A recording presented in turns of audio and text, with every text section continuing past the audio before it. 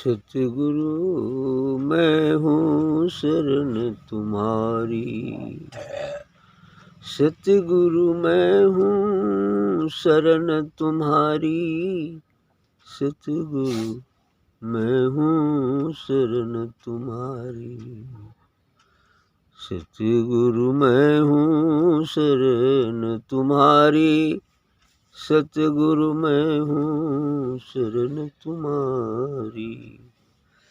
हरदम तुम में लगी लगन है, हरदम तुम में लगी लगन है, आठ पहर एक सारी, सतगुरु मैं हूँ शरण तुम्हारी, सतगुरु मैं हूँ शरण तुम्हारी।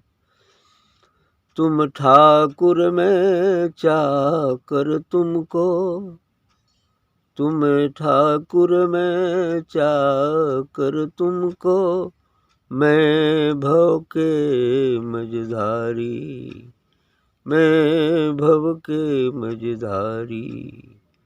हम अपकारी तुम उपकारी, हम अपकारी तुम उपकारी, अब तुम हो पतवारी, सतगुरु मैं हूँ शरण तुम्हारी, सतगुरु मैं हूँ शरण तुम्हारी। तुम हो भानु रश्मि में तेरी, तुम हो भानु रश्मि में तेरी, चंद्र चकोर बिचारी।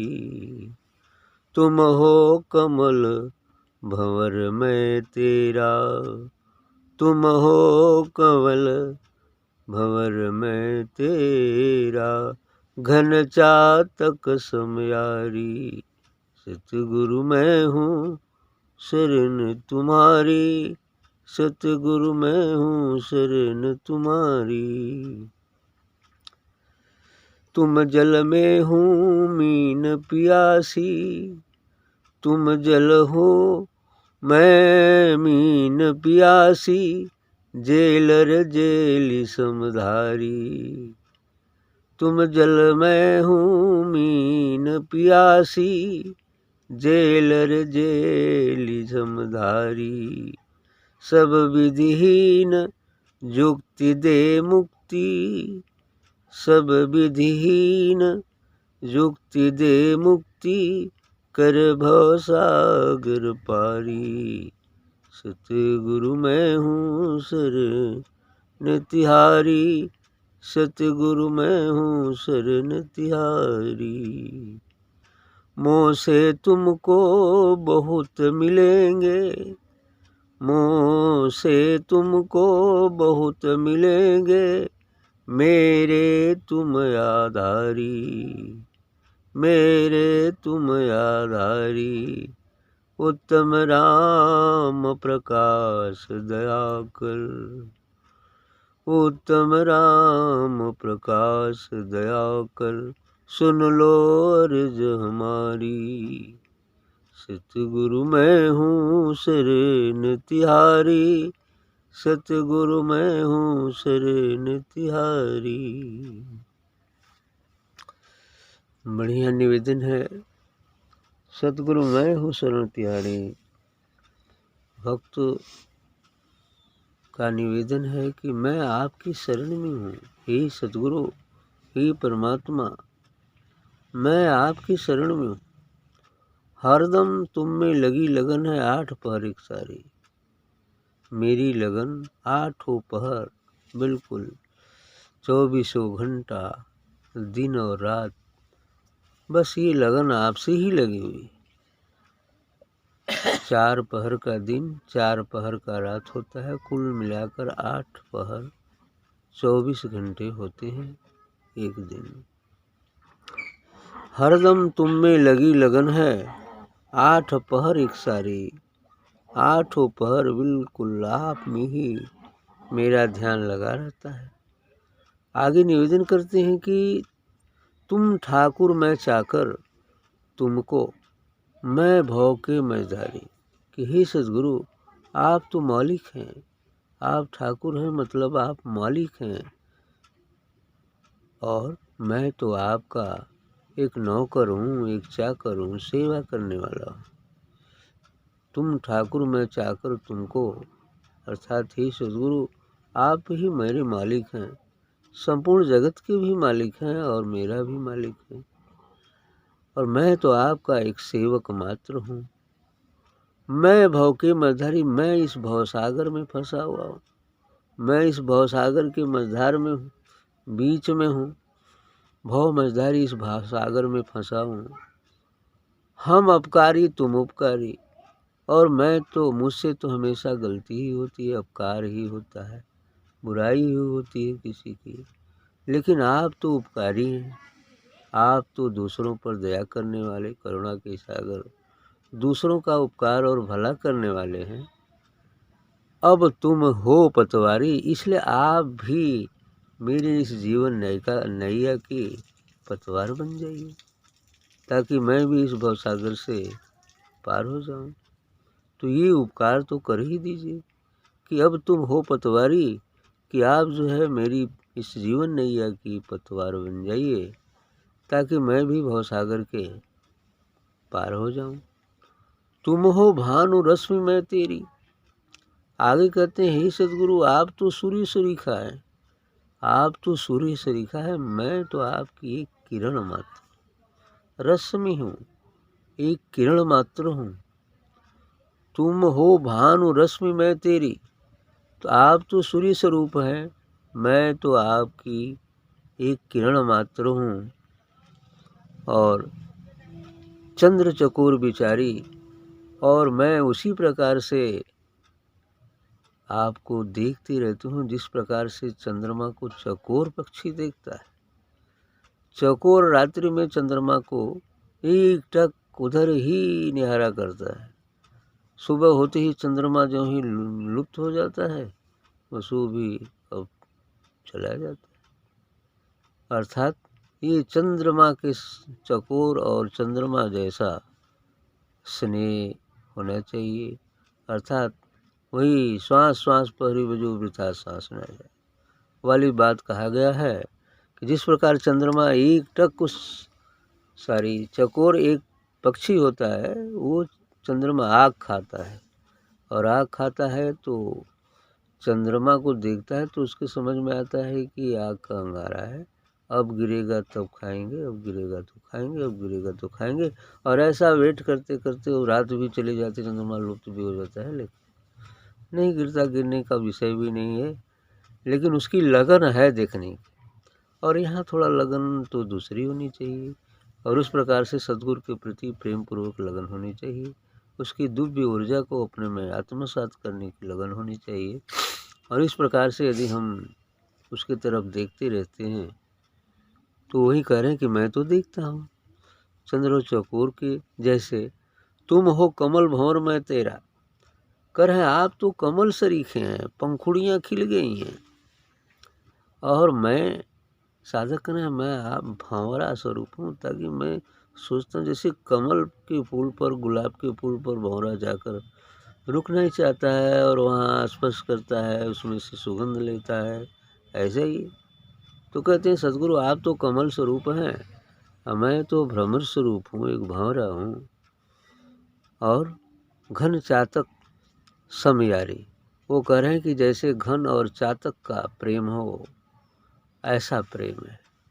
चातक भी एक पक्षी होता है, और ये घन जब बादल उठते हैं तो बड़ा आनंद होता है, वो भी निहारते रहता है, नाचने लगता है। मोर देखते हैं, मोर वो भी बादलों को देखता है, बड़ा खुश होता है और नाचने लगता है। ऐसा ही होता घन चातक सम यारी, ऐसा घन और चातक के बीच जो यारी है, जो दोस्ती बन गई है, जो प्रेम बन गया है, ऐसा।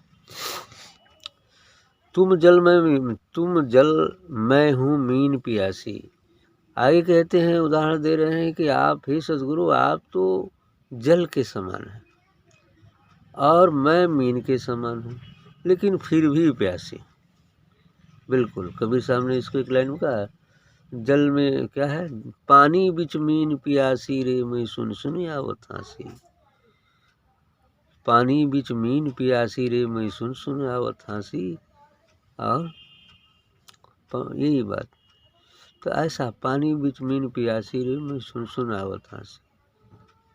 और दूसरी लाइन क्या है भूल गया है ना। तो ये मीन जैसे जल में ही रहती है लेकिन प्यासी भी है। जल से ही उसकी उत्पत्ति है, जल में ही रहती है लेकिन प्यास भी लगी हुई है। इसलिए प्यासी लगी है, जल के बारे में वो जानती ही नहीं है। उसी प्रकार से यह परमात्मा रूपी नूरी महासागर में समस्त जीव जगत और यहाँ तक समस्त ब्रह्मांड भी, और उन ब्रह्मांडों के प्रत्येक जीव मछली के सदृश है, मछली की सदृश हैं।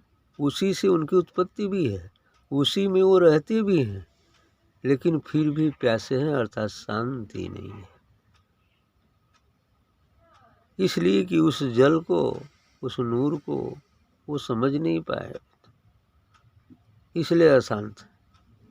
और जब ही साधना सत्संग सदगुरु के माध्यम से कृपा प्राप्त कर हम अपने रूप को, मीन रूप को मिटाकर जल स्वरूप में हो जाएं, बस शांति ही शांति। ये चीज़ है। तो अर्थात जब हम अपने निज स्वरूप को पहचान लेंगे तो शांति ही शांति है। बाहर के जल को भी देख लेंगे, अपन अंदर के जल को भी देख लेंगे, अर्थात शांत भी हो जाएंगे। इस तरह परम शांति हो जाएगी। तो तुम जल मैं हूँ मीन प्यासी, जेलर जेली समदारी। अब ऐसा स्थिति हो गया है कि जैसे जेलर जेली को जेल में बंद कर देता है। जेलर मालिक है, जेली को जो कैदी है, जेली है, उसको जेल में बंद कर देता है। तो यही तो हो गया है कि वह मालिक इस जेल का काल है। हमारे ही दोषों के कारण, हमारे ही पूर्व जन्मों के पाप पुण्यों के कारण वह काल की आज्ञा से जमराज जो है अब जेल में डाल दिए हैं। काल की आज्ञा से ही हो गया ऐसा। यानी हमारे ऊपर जो आवरण पड़े हैं, जो तीनों शरीरों के बीच कैद हैं, यही तो जेल है ना। अब इस जेल को भाई जेल से निकलना पड़ेगा, और इसमें जेल करने के लिए पैरवी करने वाले इस जेल के सदगुरु हैं। और जब तक सदगुरु पैरवी नहीं करेंगे, और सदगुरु तभी पैरवी करेंगे जब आप समर्पित होंगे, जब आप ध्यान देंगे, जब आप उनके बताए मार्ग पर चलेंगे, तो सदगुरु पैरवी करते हैं, पैरवी करते हैं। अंत में जब सभी आवरण हट जाएंगे तो काल तक जाकर चलेंगे, त्रिकुटी तक, तो काल रोकेगा, भाई कहाँ जा रहे हो। तब अब पैरवी करेगी बड़ी सदगुरु की। आप निवेदन करेंगे, सदगुरु ऊपर से आकर पैरवी करेंगे, भाई हमारा आदमी है, छोड़ो, अच्छा साहब आपका आदमी, तो जाओ भाई जाओ। फिर वो पासपोर्ट बन जाएगा, रोज जाओ, कोई बात नहीं है, इधर भी रहो उधर भी रहो, दोनों को जानो, दोनों को समझो। हाँ, तो ऐसा जेलर और जेली समदारी। आगे कहते हैं सब विधिहीन युक्त दे मुक्ति। क्या मैं सभी विधियों से तो हीन हूँ, कुछ नहीं जानता हूँ, इसलिए आप कोई युक्ति दीजिए ताकि मुक्ति बने। बिना युक्ति के मुक्ति नहीं होती है ना। बिना, इस संसार का काम भी है तो इसमें भी युक्ति मतलब उपाय लगाना पड़ता है। युक्ति लगाएंगे तो काम हो जाएगा, तो मुक्ति होगी। तो इस कार्य में भी युक्ति, युक्ति क्या है, साधन, साधन क्या है, साधना, अर्थात सत्संग, साधना, ध्यान, ये युक्ति है मुक्ति दिलाने की, मैंने जीव से ब्रह्म बनाने की, बूंद को सागर में पहुंचाने की, ये युक्ति है। और ये युक्ति यदि हम लगाते रहेंगे तो एक न एक दिन मुक्ति हो जाएगी, तीनों शरीरें मिट जाएंगी, फिर जीव ब्रह्म में मिलकर एक हो जाएगा। यही तो युक्ति है, और क्या युक्ति, यही युक्ति है। इसलिए युक्ति के लिए कह रहे हैं कि आप युक्ति बता दीजिए और कर भवसागर पारी, और युक्ति बताकर और मुझे भवसागर से पार कर दीजिए। तो बिल्कुल सही कहा इन्होंने कि भाई युक्ति मिलेगी, और युक्ति से यदि हम चलते रहेंगे तो एक न एक दिन तो वो युक्ति खुद ही मुक्ति दे देगी। अब पार करने की उनको क्या जरूरत है, आप खुद पार हो जाएंगे, है ना। पौड़ने आ जाएगा तो मोड़ के पार करेंगे ऐसी बात है, ठीक है। तो भवसागर पारी, मोह से तुमको बहुत मिलेंगे, मेरी तुम आधारी। लेकिन इनका एक निवेदन और है कि हमारे जैसे भक्त तो आपको बहुत सारे मिलेंगे, लेकिन भक्त का कहना है कि लेकिन मेरे जैसे भक्त आपको तो मिलेंगे, लेकिन अब आप मेरे लिए तो केवल आप ही आधार है। भक्त के लिए तो सद्गुरु ही आधार है। सद्गुरु के यहाँ तो तमामों भक्त हो सकते हैं, तमामों प्रेमी हो सकते हैं, लेकिन भक्त के लिए सद्गुरु एक ही होना चाहिए, एक ही है। अब दो चार ठे सद्गुरु करेगा तो एक दो ही उठ करेगा तो कुछ नहीं होगा, क्योंकि दुविधा में दो गए माया मिली न राम। जैसे सेवरी ना, वो सेवरी हुआ, हनुमान हुए, ये लोग बिना राम के दूसरे रूप के मन में नहीं करते। हम ये तो आप यदि हैं तो राम रूप दिखा दी, है ना, यही बात। तो जिसको जो मानता है वही अनन्य व्यक्ति इसी को कहते हैं। अनन्य व्यक्ति, एक के अलावा दूसरा ना दिखे, भले वो एक ही है, लेकिन फिर भी वहाँ कहना भाव है कि नहीं, एक जो सद्गुरु है वही जिससे हमने जल ग्रहण किया है, उस कुएं की तो कदर करनी ही होगी। और बड़ा प्यास लगा रहा दोने कुआं से पानी पी ले बा, मान ला अब तब प्राण करो तो प्यास से, तो वो जिंदगी भर वो कुआं याद रहेगा, रहेगा कि नहीं। भैया यहाँ से पानी हम पिए, मेरा प्राण तो कर रहा था, ऐसी बात। ठीक है, तो उत्तम राम प्रकाश दया कर, सुन लो अरज हमारी। तब उत्तम राम जी कहते हैं कि हे सद्गुरु, आप दया करके मेरी इस विनती को स्वीकार कर लीजिए, मुझे वो युक्ति दीजिए और भावसागर का पतवार बनकर मुझे पार कर दीजिए। ठीक।